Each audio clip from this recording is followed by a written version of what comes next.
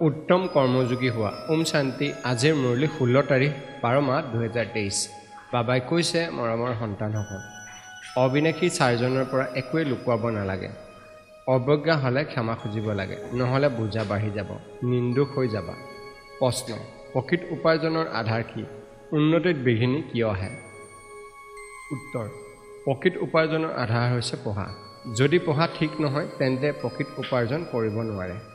উন্নতিত বিঘিনি তেতিয়াই আহে যেতিয়া সংগ ঠিক নহয়। কোৱা হয় যে সৎ সংগই উদ্ধাৰ কৰে, কুসংগই ডুবায়। সংগ বেয়া হ'লে নপঢ়িব, অনুতীৰ্ণ হৈ যাব।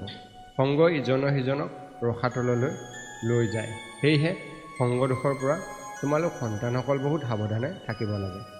ওম শান্তি। ধাৰণাৰ বাবে মুখ্য সহায়: 1. সংগদোষৰ পৰা সদায় সাৱধানে থাকিব লাগে। সঁচা পাঠ পঢ়ি সঁচা উপাৰ্জনৰ পুঁজি জমা কৰিব লাগে। 2. পূজা প্ৰতি বাবাৰ শ্ৰীমতত চলিম, এনেকৈ নিজৰ সৈতে প্ৰতিজ্ঞা কৰিব লাগে। বৰদান: সকলো অভিযোগৰ ফাইল সমাপ্ত কৰি ফাইন অৰ্থাৎ উত্তম হওঁতা কৰ্মযোগী হোৱা। শ্লোগান: সকলো সময়ত কৰণহাৰৰ পিতাৰ স্মৃতি থাকিলে নিৰন্তৰ যোগী হৈ যাবা। ওম শান্তি।